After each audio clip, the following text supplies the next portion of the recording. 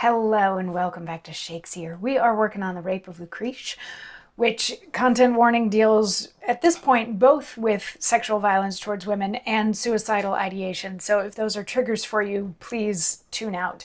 If not, and you want to stick around and hear today's stanzas, we're looking at stanzas 153 to 156. And as mentioned, Lucrece is not in a very good state of mind at the moment. She's decided that the only way that she can save herself from the shame of what has happened to her and save Collatine from the shame of what has happened to her is to kill herself. And she had a little conversation with her hand where she's like, you know, this is the best way out of it for both of us.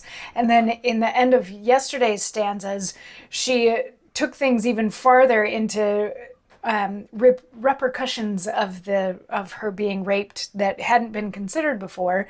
That being, she might have gotten pregnant through it, and she doesn't want Collatine to be responsible for raising somebody else's child. And she continues along with that. She's like, you know, I'm not going to make you be responsible for this. I'm not going to make him laugh at you as you raise his child. So she's sort of addressing Collatine, sort of the child, whatever. But most of this at the moment is going towards Collatine. And she continues in stanza 153 by saying, nor shall he smile at thee in secret thought, nor laugh with his companions at thy state. But thou shalt know thy interest was not bought basely with gold, but stolen from forth thy gate. For me, I am the mistress of my fate, and with my trespass never will dispense, till life to death acquit my forced offence. I will not poison thee with my attaint, nor fold my fault in cleanly coined excuses. My sable ground of sin I will not paint, to hide the truth of this false knight's abuses. My tongue shall utter all, mine eyes, like sluices, as from a mountain spring that feeds a dale, shall gush pure streams to purge my impure tale. By this, lamenting Philomel had ended the well-tuned warble of her nightly sorrow, and solemn night with slow, sad gait descended to ugly hell, when lo, the blushing morrow lends light to all fair eyes that light will borrow.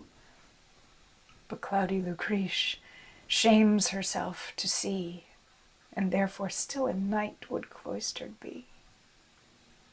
Revealing day through every cranny spies, and seems to point her out where she sits weeping. To whom she sobbing speaks, O eye of eyes, why pryest thou through my window? Leave thy peeping, mock with thy tickling beams eyes that are sleeping.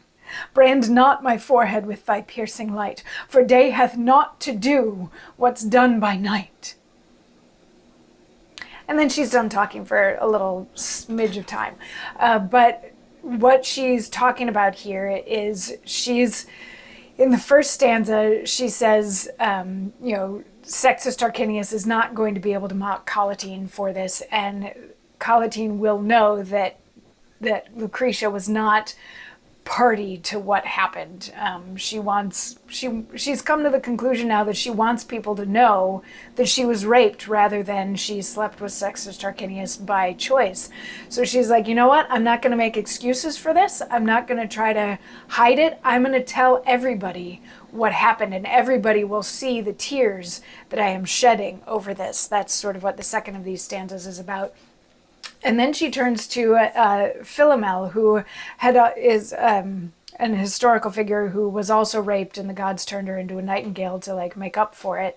And she's saying, you know, at this point in Philomel's lamenting process, she was dead and didn't really have to worry about it anymore. And then the day comes in, but me, Lucretia, I'm still here, and I want it to remain night forever. But then in the last of these stanzas, she starts to see daybreak coming through the window, the first hints of light. And she's like, you know, why are you coming to stamp it on my forehead that this has happened? Go wake up people who are actually sleeping. Light is not going to do me any favors at this time, and daytime and nighttime really have nothing to do with each other, but all this stuff that happened in the night is going to become visible once day is here, which is happening now. So she's in a weird way, coming around full circle, she started this whole mourning grieving process with please don't ever let the daytime come. But she's gotten through the grief and the shame and the guilt and the conclusion that she has to die for this, but then also that she wants people to hear what happened to her before she dies so that they know it was Sextus Tarquinius that did this and that he raped her. She didn't sleep with him by choice. So, but now the daylight is coming, so we're going to have to deal with what happens when day breaks. And we will start to get into that in tomorrow's stanzas. So I will see you then. Mwah.